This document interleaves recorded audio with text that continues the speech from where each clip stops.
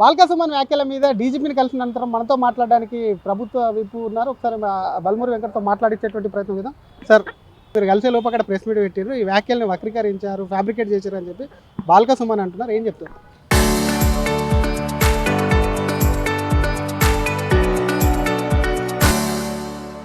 తను మాట్లాడిన మొత్తం వీడియో ఉందో దాన్ని మొత్తం కూడా పెన్ డ్రైవ్లో వేసి క్లియర్ కట్గా ఎవిడెన్సెస్తో పాటు పేపర్ క్లిప్పింగ్స్ వచ్చిన ఈరోజు ఏదైతే పత్రికల్లో వచ్చిన క్లిప్పింగ్స్తో సహా అన్నిటిని కూడా డీజీపీ గారికి ఎవిడెన్సెస్ అన్నిటిని కూడా సమర్పించి కంప్లైంట్ ఇవ్వడం జరిగింది.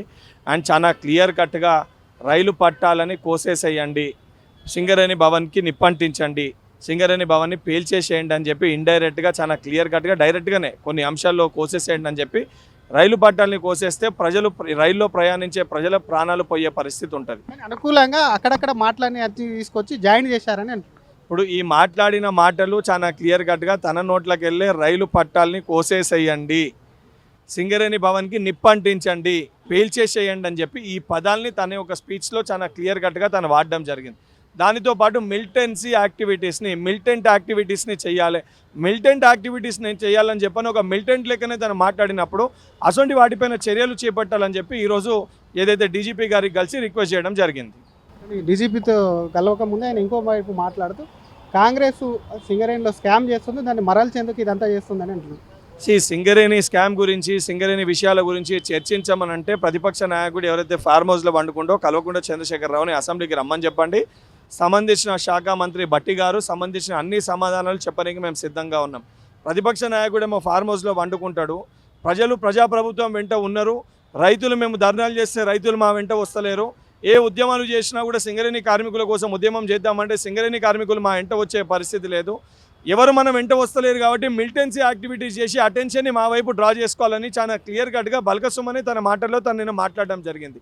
అంటే ప్రజలందరూ సుఖ సంతోషాలతో ఉన్నారు, బీఆర్ఎస్ పార్టీ మనుగడ కొనసాగించే పరిస్థితి లేదు కాబట్టి శాంతి భద్రతలకి భంగం కలిగించి బీఆర్ఎస్ పార్టీ ఉందని చెప్పి ప్రూవ్ చేసుకునే ప్రయత్నం వాళ్ళు చేస్తున్నారు. అంటే ఎంత నీచానికి బీఆర్ఎస్ పార్టీ దిగజారి మాట్లాడుతుందో చాలా స్పష్టంగా ప్రజలు ఇవన్నిటిని గమనిస్తున్నారు. ఇదే రకంగా ఇటువంటి వ్యాఖ్యల్ని ఖండించకుండా కల్వకుంట్ల తారక రామారావు, హరీష్ రావు, కేసీఆర్ దీన్ని సమర్థిస్తే రాబోయే ఎన్నికల్లో బీఆర్ఎస్ పార్టీని కూడా తెలంగాణ ప్రజలు బొందబెట్టే పరిస్థితి ఏర్పడుతుంది. ఆయన మీరు అన్నట్టుగానే సమర్థించుకోవడమే కాదు, గతంలో పీసీసీ అధ్యక్షుడు ఉన్నప్పుడు రేవంత్ రెడ్డి మాట్లాడిన మాటలను వీడియో చేశాడు, ప్రగతి భవన్ను పేల్చేద్దాం అటువంటి, అప్పుడు మరి ఏమైంది ఇదంతా అని చెప్పి మీ మీద.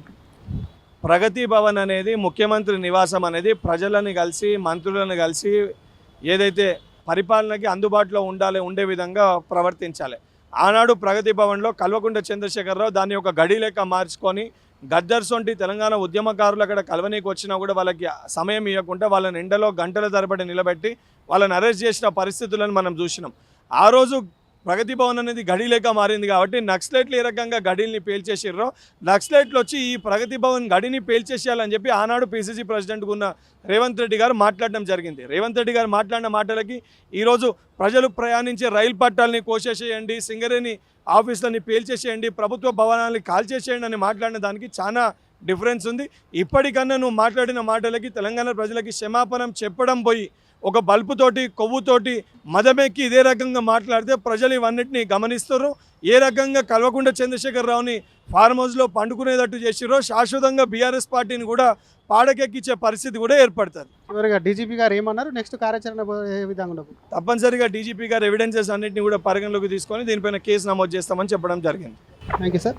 ఇది డీజీపీకి కంప్లైంట్ ఇచ్చాము, దానిపైన కూడా ఎవిడెన్సెస్ అన్ని తీసుకొని కేసు నమోదు చేస్తామని చెప్పారని చెప్పుకుని అప్పుడు రేవంత్ రెడ్డి మాట్లాడినటువంటి మాటలకు ఇప్పుడు మాట్లాడినటువంటి మాటలు ఒకటే అనే చెప్తుంది. మరొక పక్కన రైలు పట్టాలకు కోయడం అనేది ఏదైతే ఉందో ఆ వీడియోలకు సంబంధించి ఆయన మాట్లాడిందే కదా, ఒరిజినల్ మాట్లాడిన వీడియోనే కదా, ఇదంతా బుకాయించే ప్రయత్నం చేస్తున్నారని చెప్పి కూడా మండలి విప్పు బల్మూరి వెంకట్ అంటున్నారు.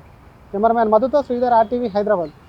మీరు కలిసే లోపు అక్కడ ప్రెస్ మీట్ పెట్టారు, ఈ వ్యాఖ్యల్ని వక్రీకరించారు, ఫ్యాబ్రికేట్ చేశారు అని చెప్పి బాల్క సుమన్ అంటున్నారు. ఏం చెప్తారు? తను మాట్లాడిన మొత్తం వీడియో ఉందో దాన్ని మొత్తం కూడా పెన్ డ్రైవ్లో వేసి క్లియర్ కట్గా ఎవిడెన్సెస్తో పాటు పేపర్ క్లిప్పింగ్స్ వచ్చిన ఈరోజు ఏదైతే పత్రికల్లో వచ్చిన క్లిప్పింగ్స్తో సహా అన్నిటిని కూడా డీజీపీ గారికి ఎవిడెన్సెస్ అన్నిటిని కూడా సమర్పించి కంప్లైంట్ ఇవ్వడం జరిగింది. అండ్ చాలా క్లియర్ కట్గా రైలు పట్టాలని కోసేసేయండి, సింగరేణి భవన్కి నిప్పంటించండి, సింగరేణి భవన్ని పేల్చేసేయండి అని చెప్పి ఇండైరెక్ట్గా చాలా క్లియర్ కట్గా డైరెక్ట్గానే కొన్ని అంశాల్లో కోసేసేయండి అని చెప్పి రైలు పట్టాలని కోసేస్తే ప్రజలు రైల్లో ప్రయాణించే ప్రజల ప్రాణాలు పోయే పరిస్థితి ఉంటుంది. అనుకూలంగా అక్కడక్కడ మాటలని అది తీసుకొచ్చి జాయిన్ చేశారని ఇప్పుడు ఈ మాట్లాడిన మాటలు చాలా క్లియర్ కట్గా తన నోట్లోకి వెళ్ళే రైలు పట్టాలని కోసేసేయండి, సింగరేణి భవన్కి నిప్పంటించండి, పేల్చేసేయండి అని చెప్పి ఈ పదాలని తన ఒక స్పీచ్లో చాలా క్లియర్ కట్గా తను వాడడం జరిగింది.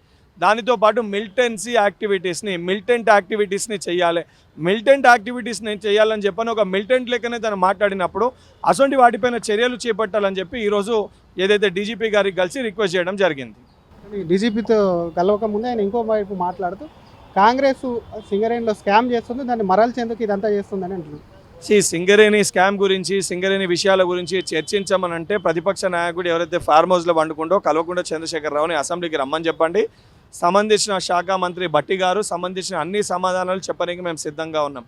ప్రతిపక్ష నాయకుడేమో ఫార్మ్ హౌస్లో వండుకుంటాడు, ప్రజాప్రభుత్వం వెంట ఉన్నారు, రైతులు మేము ధర్నాలు చేస్తే రైతులు మా వెంట వస్తలేరు, ఏ ఉద్యమాలు చేసినా కూడా సింగరేణి కార్మికుల కోసం ఉద్యమం చేద్దామంటే సింగరేణి కార్మికులు మా వెంట వచ్చే పరిస్థితి లేదు, ఎవరు మనం వెంట వస్తలేరు కాబట్టి మిలిటెన్సీ యాక్టివిటీస్ చేసి అటెన్షన్ని మా వైపు డ్రా చేసుకోవాలని చాలా క్లియర్ కట్గా బల్కసుమని తన మాటల్లో నేను మాట్లాడడం జరిగింది.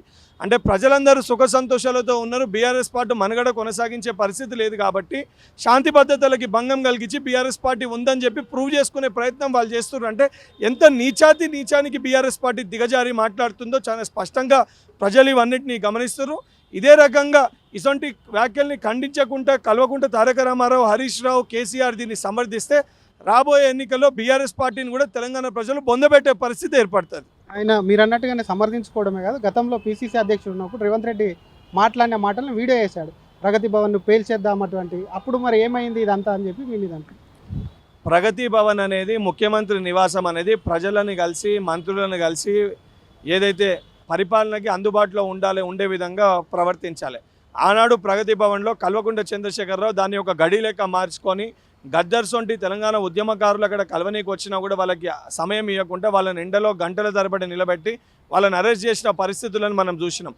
ఆ రోజు ప్రగతి భవన్ అనేది గడి లేక మారింది కాబట్టి నక్సలైట్లు ఏ రకంగా గడిని పేల్చేసిర్రో నక్సలైట్లు వచ్చి ఈ ప్రగతి భవన్ గడిని పేల్చేసేయాలని చెప్పి ఆనాడు పీసీసీ ప్రెసిడెంట్గా ఉన్న రేవంత్ రెడ్డి గారు మాట్లాడడం జరిగింది. రేవంత్ రెడ్డి గారు మాట్లాడిన మాటలకి ఈరోజు ప్రజలు ప్రయాణించే రైలు పట్టాలని కోసేసేయండి, సింగరేణి ఆఫీసులని పేల్చేసేయండి, ప్రభుత్వ భవనాలని కాల్చేసేయండి అని మాట్లాడిన దానికి చాలా డిఫరెన్స్ ఉంది.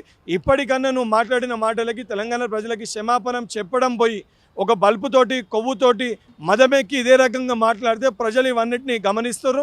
ఏ రకంగా కల్వకుంట్ల చంద్రశేఖరరావుని ఫార్మ్ హౌస్లో పండుకునేటట్టు చేసిరో శాశ్వతంగా బీఆర్ఎస్ పార్టీని కూడా పాడకెక్కించే పరిస్థితి కూడా ఏర్పడుతుంది. చివరిగా డీజీపీ గారు ఏమన్నారు, నెక్స్ట్ కార్యాచరణ ఏ విధంగా ఉండదు? తప్పనిసరిగా డీజీపీ గారు ఎవిడెన్సెస్ అన్నింటినీ కూడా పరిగణలోకి తీసుకొని దీనిపైన కేసు నమోదు చేస్తామని చెప్పడం జరిగింది.